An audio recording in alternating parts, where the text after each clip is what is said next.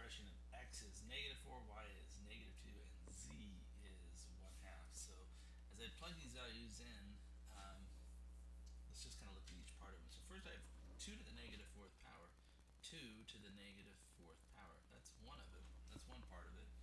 I know something about 2 to the -4th power, right? In fact, I know I can take something like 2 to the -4th power and I can give it a positive exponent by multiplying it by 2 to the 4th over 2 to the 4th. In fact, when I do that, my numerator becomes 2 to the 0 power, which is just 1, over 2 to the 4th, which is 2, 4, 8, 16, which is 1/16.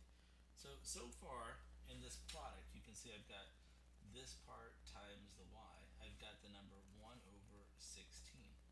And I now need to multiply that by y, and you can see y is -2. In fact, I'm going to choose to write it as -2 over 1. So look, there's 2 to the x power when x is -4 times y times -2.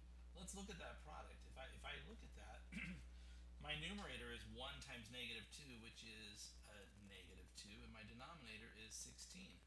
Well, that has a giant 1 in it, right? That can be reduced.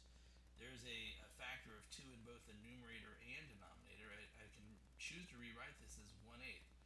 So far I've got all of this is the number 1/8, right? This is 1/8, and I'm now going to multiply that by 6 times z.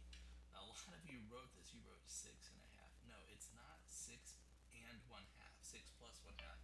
That's 6 times z. So it's real important we understand that when I write 6z, that's the number 6 times z, which is 1/2. And if I have 6 times 1/2, that's clearly the number 3. So look at what I've got. This whole thing boils down to two parts. The product of those ends up being -1/8, and this part ends up just being the number 3. So when I take, and that's a plus in front of it, right? So when I take that and I write the plus 3 in front of it, my whole thing is, can I combine these into one thing? Well, the number 3 I can transform so that it looks like it's eighths, right? I can multiply this by 8 over 8. And that was weird.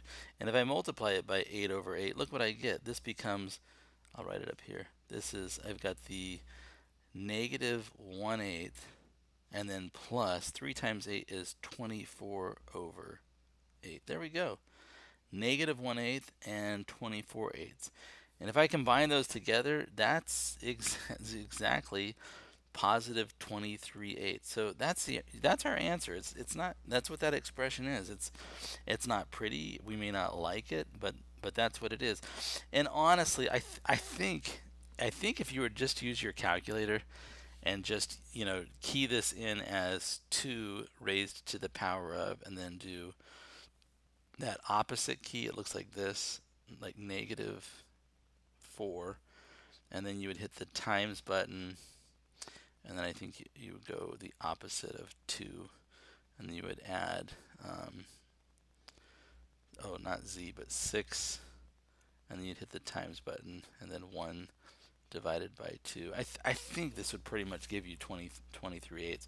But honestly, we're in an algebra class. We should be able to process something like this without too much of a sweat. So 23/8 is the answer for number 5, 23/8. And I look forward to some of you trying to recover points from that problem.